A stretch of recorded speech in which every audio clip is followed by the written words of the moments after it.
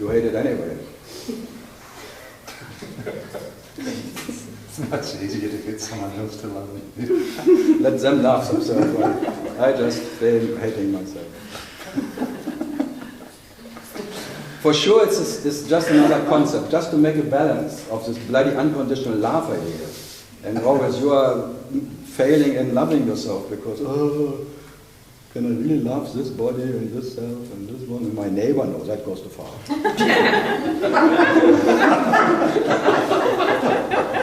My neighbor who fucked my wife, no, I will never do that. So there's always a tolerance limit, but for hate there is actually no limit.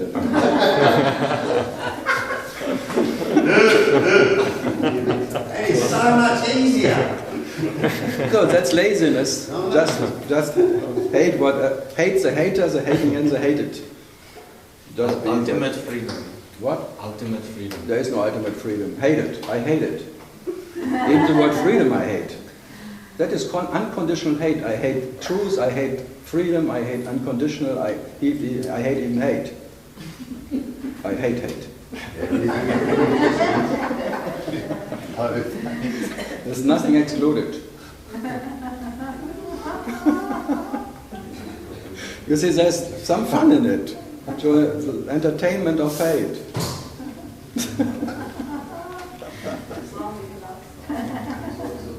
As long as what? It lasts. It will last forever. Yeah, forever. The hate is as infinite as love, I tell you. There is no beginning of hate and there is no end of love. Oh, yes. There's no that sounds good. There's no beginning of hate and there is no end of love. Laughing about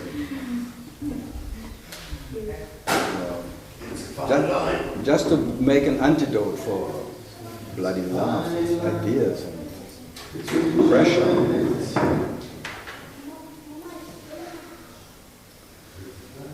Hello.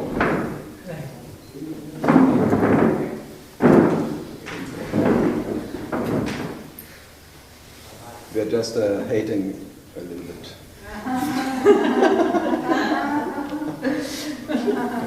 This thing about blood games looks like things from Meher.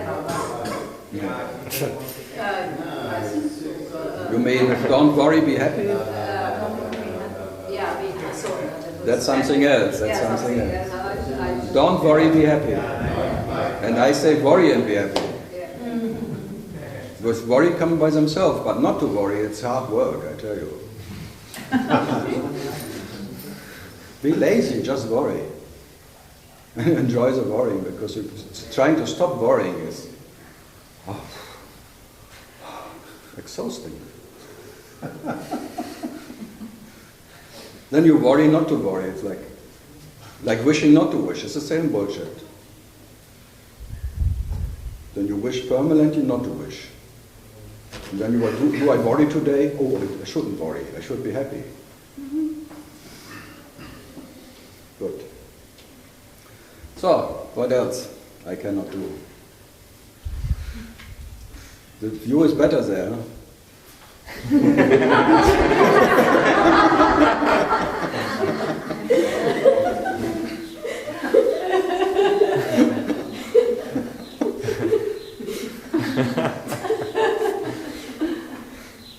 Okay, something else. Ashiti, welcome. Yes, Back. sure. Made it again. From the Indian summer to in Germany. It was what, Indian summer? Yeah, Herbst, autumn. Yeah. Leaves are falling. And I'm always meeting the people in the autumn time. When the belief system are slowly falling, the leaves are falling, they get naked. And then in winter they are just, and then in spring, creating new belief systems. Because that what can fall will grow again. So it's nice to say the circle of you never make it. There will always be spring again, and the leaves will grow, the grass will be green, and you believe again, oh, it's not so bad, until it's bad again.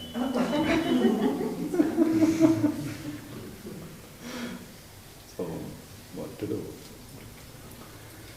4 Seasons. Nice hotels, huh?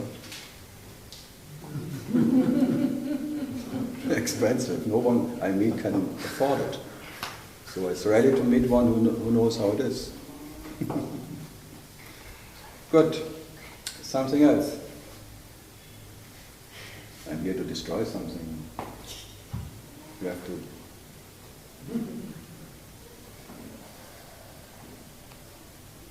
Germany, something?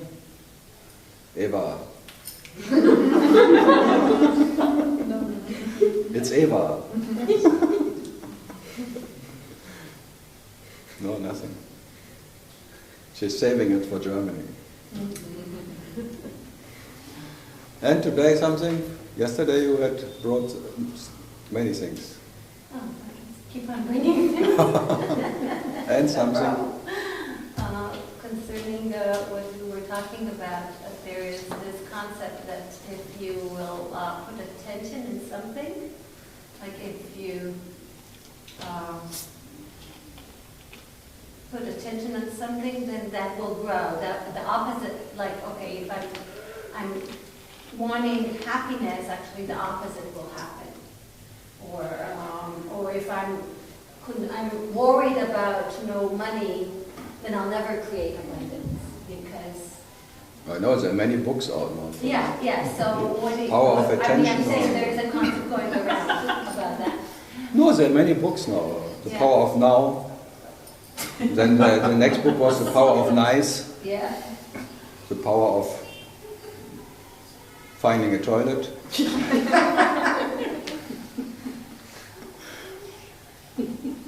There are many ideas. By your attention. Because you're the Almighty who gives attention and lets things grow. You're in control of abundance and things. Oh, I actually feel it's the opposite. The more I put in something But if you put too much water, I actually get the opposite. yeah, it's like if you put too much water to the plant, it dies. Yeah.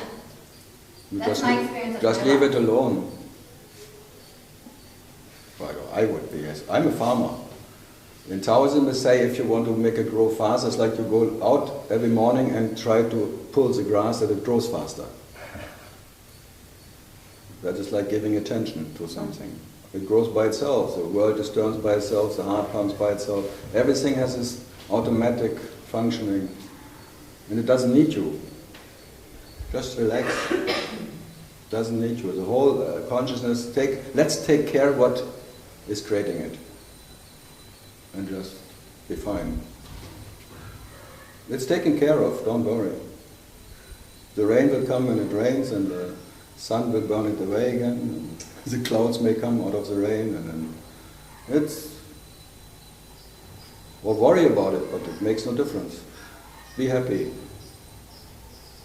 But not the happiness which is depending on your results, or that you harvest now something, or something as you like it.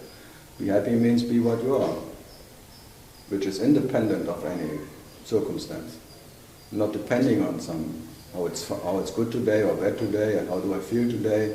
That's the story of sadness. It's always the sadhana, the sadhana who makes this trying to make someone happy. No, that I'm not talking about. I'm talking about your very nature who is happy anyway. In spite of all happenings, not because of anything. So, don't be because. That's what you are. Because you have no cause. In that sense, you're not even causeless. You have no idea about cause at all. So having absolutely no idea of what you are and what you're not, remain as that what is the knowledge of that, which is always independent of any relative understanding or trying and attention in the world or whatever. So leave the job to the one who is meant to make the job, which is consciousness, and just be in spite of it. Because for that you long, for that peace, which is in spite of all present, whatever happens, what doesn't happen. This peace, which is satisfaction in its nature, which you can never attain by anything, and you cannot get lost by anything. So there is no losing in it from it, and you cannot gain it back in anything. So be that, what you never lost. But now trying to gain it back or looking for it, you make it a relative object of time, and by that, this is the nature of suffering in a way. Making yourself a relative object of what you can have. That you want to own yourself. This love for yourself, that is, you started to hate, and then you become a seeker of a way out of that love for yourself, because this love for yourself makes you suffering. This passion of Christ. This is your crisis, permanent crisis, that you have a passion for yourself. And you're longing for peace out of this passion for yourself. But no way out. Consciousness will always be in the passion for itself. It cannot stop inquiring into its nature. This love affair, which is the way you realize yourself, will never stop. No way out. The moment you wake up, there's a lover waking up. And then the loving starts, and then the beloved. But now it seems like you're fed up with it. You started to hate it. So now you want to go back, but anything you do to go back confirms that there is one who needs to go back. It's such a perfect trick. What a trap, huh? Whatever you do from this position, from this reference point of being born and having a body and all what you imagine, this relative God, whatever he is doing to become God again is confirming that he is relative. Wow! What a perfection. And no way out on it. It's by accident you may, shit, nothing ever happened anyway. It's not because something happened to you, like a story of understanding or insights or esoteric ideas and loving, caring or anything. No, in spite of it, shit, there was nothing happening in the first place. So when you say accident, you mean random, completely random? It's like a lottery. The self doesn't need to wake up because it's always what it is. And that what needs to wake up will never wake up. So what to do? So that what is ever the reality never needs to become more real as it is. And that what is unreal will never become that reality. Whatever in this unreal realm will happen or not happen, it will never become that what is real. So even this whole universe, you can just be in peace, because if it would be real, you cannot change it, you cannot get rid of it. If it's unreal, you don't need to. So may it be as it is. So in one case, you cannot change it because it is real. In the other way, it's unreal. In both cases, you don't have to do anything. In one case, you cannot change it, you cannot get rid of it. In the other one, you don't have to. So just be that. And that's the source of the ego, the ego's feeling of... Yeah, but ego is a nice word because it's called ego. It goes anyway. Yeah, but it goes anyway by itself. It came by itself, it will be gone by itself. Why bother about an ego? It's an e-ghost.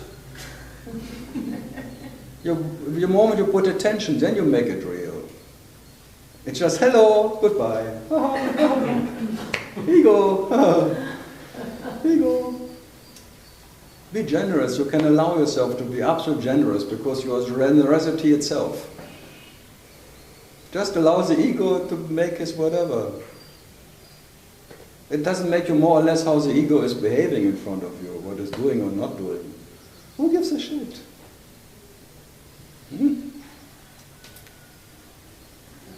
So the unawakened egos and awakened egos, the unenlightened egos and enlightened egos in this dream, so what?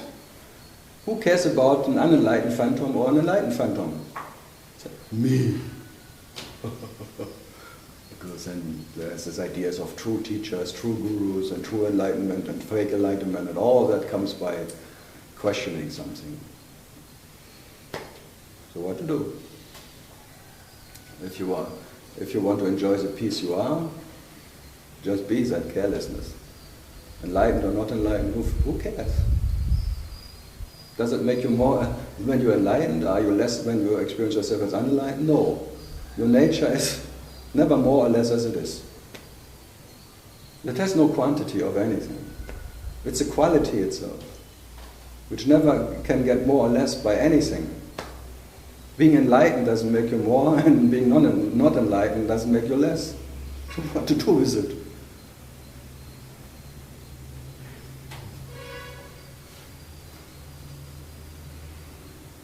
Good. What else?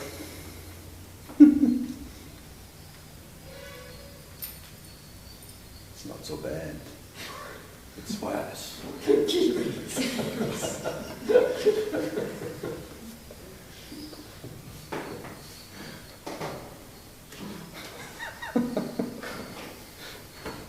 Yeah, the worst case scenario is actually biggest release. If you really, whatever, see absolutely, it will never end because it never started. Where's the ego left? The ego can only remain in the hope of maybe later I will find a way out. Maybe later something will happen what makes me happy. Maybe later, maybe. So this maybe, this I am or am I not, this doubtful maybe inside, this ego is always, what? What is it? An imaginary what? Where was it when you are without it? A dream object you cannot avoid. That's maybe all. Just a dream character who is played by consciousness, and even consciousness cannot help it. He plays stupid. And if it plays its role very good, he plays really good stupid.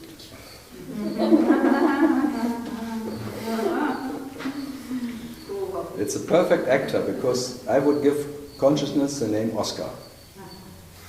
Because he always gets the Oscar for the best performer, the best scriptwriter, the best music, the best whatever. He always gets the Oscar for everything. Always as good as it can be. So when Oscar wants to win the next Oscar, he gets the next Oscar. Good. Spencer, all bad, huh? Yeah, but it's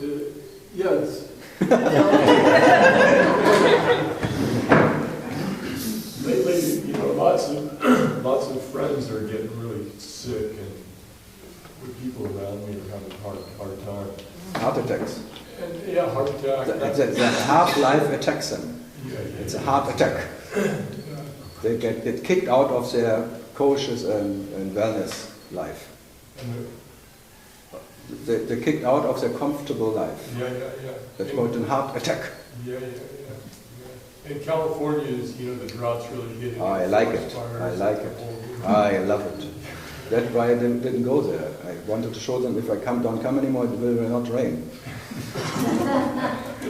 They're mourning you're not coming. They're very distraught. Particularly not Shasta. So I know Carl's not here. Carl doesn't come.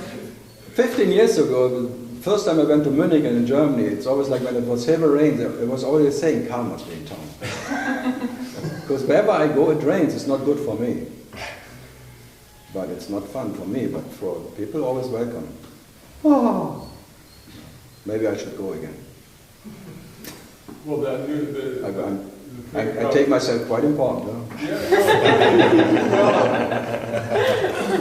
The embracing hate, the loving hate, that's going to sell well in California. That would come, this loving, have a nice day country, it needs some little, I hate you too. That always, if they say, I love you, oh, I hate you too. Huh? Have a nice day, yeah, I hate you too. Then they start laughing because they know this bullshit they are doing. It's all empty tralala. Every bloody 100 times a day, I love you. Oh. And they count every fucking day. If it's less than 100 times, they make a drama. Then at night in bed, they go, are we good? No, you didn't say enough, I love you today. Then they cannot sleep there, we have to talk about something.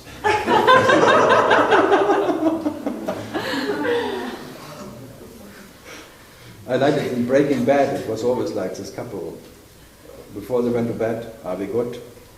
Yeah.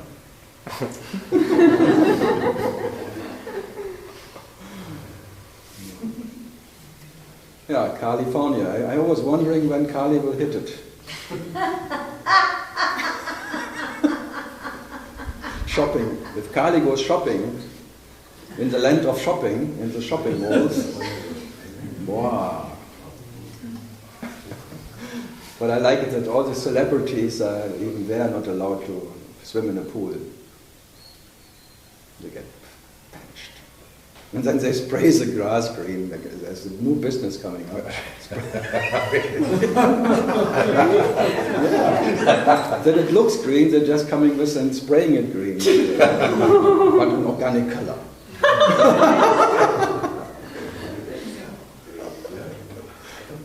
Because I'm so depressed, my grass is so brown.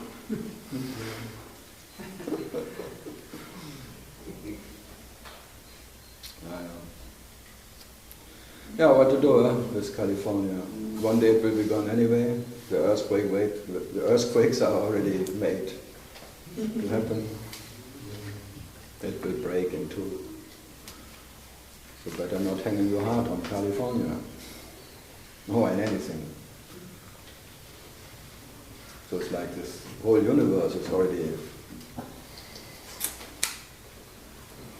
bang, bang.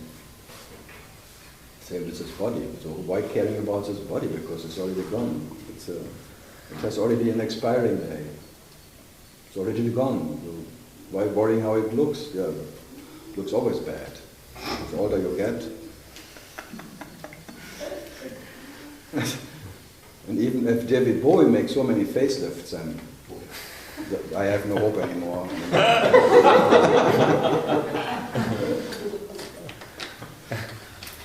The last video from this last year, so you really saw it. Everything was stretched and everything, all the things are gone and the trees, it's like a really total mask. But I love him for that. It's like a Gangaji making an ass lift.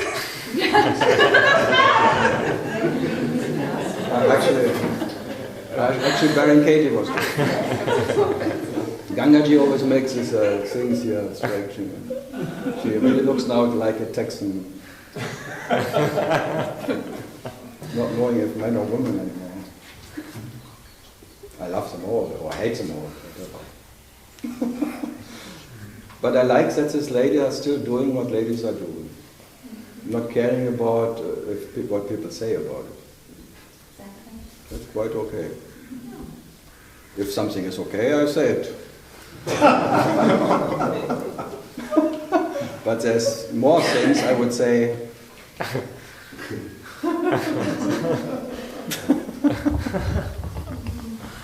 This bloody work, I tell you. And then the expectation that something comes out of it. What would you be without it? When you become a practitioner. We are practitioners. We are practitioners. Oh, yeah, what else? Something? Not yet. Not yet? You all wait for later. But I'm not here later. Okay. I just cannot understand still the way of thinking because I'm first time and No. I haven't read your book. I mean, I have seen your books, but I haven't read them. But the titles are enough. Yeah, and the title worry and don't worry, hate or don't worry. No, don't worry and be happy. Yes, don't worry and be happy. This is it. No, worry and be happy. Just checking out if she really read it. No. But even the title she was reading. The controversy of doing and don't do that, like, you know, like hate, have this emotional attraction to something and then don't worry and don't do it. Be active and be passive. That my mind still cannot grip, so I'm just listening how it goes. Yeah, listen. Listen to the Song of Irrelevance. It's another book title. The Song of Irrelevance. This is like a Ribut Gita, it's like a song of irrelevance. That whatever you experience is irrelevant for what you are. And none of these events can ever make you more or less, I would say. You are always inspired. So all this song you're singing to yourself is up to irrelevant, and that is the beauty of this song of life. This is the beauty of irrelevance, of emptiness, of all moments, of all events. that they are absolutely empty for what you are, because they're dead for what you are, because they cannot make you more or less alive or life as you are, as you already. So the life you are is in spite, independent of the events, so that is the nature of emptiness. They're empty for you, because there's nothing in for you. It's not an experience of emptiness, they're just empty for you. They cannot make you more or less as you are. That's the nature of emptiness, and not like experiencing emptiness compared to something else. So you experience the emptiness in form, the formless form, the emptiness of forms, the emptiness of non-form, the emptiness of whatever you experience. Because it doesn't make you more or less as you are. That is emptiness. So in that sense they are as they are. They're neither dead or alive, they're just as they are. No meaning of doing anything. So there's a meaning, because it becomes very mean if you become a doer. It's really mean. When you believe to be a doer, you have a story of doing and not doing, then you always have to justify what you have done and not done. So you're in a permanent court case with yourself. You're the judge and the judged. In this doership idea, that you have done at all something, that you exist at all, already you are in a justification tendency. So God wants to justify that he did this stupid idea that he woke up, that he exists. And Buddha tried to erase that, I think, because he called it a divine accident. So just talking to God, come on, you could not help it. You cannot not wake up. You have to wake up. You have to make that. You have to have this experience of that you are awake. It's not your fault. So don't blame yourself. It's like a total absolution, like in the church. God gets a total absolution because I'm talking to what I am, because you believe that you are by intention things happen. No, they just happen because they happen. You woke up because you woke up, but not because of something. So it was not your fault that you started to realize yourself. So it's not Parabrahman's fault that he started to dream. He started dreaming. But he cannot, before he dreams, dream what he will dream. So in the beginning there was no one who committed any sin. So God has no will. He didn't want to wake up. Shit happens. So it's not anyone's fault that whatever happens by itself. Not because of God wanting it.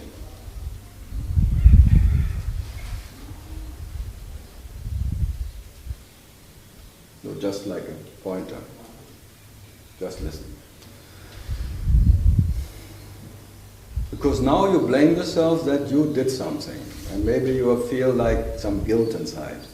That you have something missed or something not done, and you should have done something, you should not have woken up, you whatever. No, you cannot help it. You have to realize yourself if you like it or not. You cannot not dream yourself. So now it's too late. That's why I say it's not the power of now, and now it's too late. Now you realize yourself, and this is your realization. But you cannot get more or less real as what you are by this realization. But you cannot get rid of it, that's all. So I can call yourself reality, but reality has to realize itself and realize, as I said. They are realized, it's a realization. It's not what you are. So whatever you realize are realized, but even the liar is a lie. The lying, what can be lied, is all a lie. And you lie to yourself. But you don't have to rely on it. Just be in spite of it. So you realize yourself as a liar, and lying in what can be lied. So the lover, the loving, and the beloved is all a lie. The loving lie, and the hating lie. Einer lie. So what to do?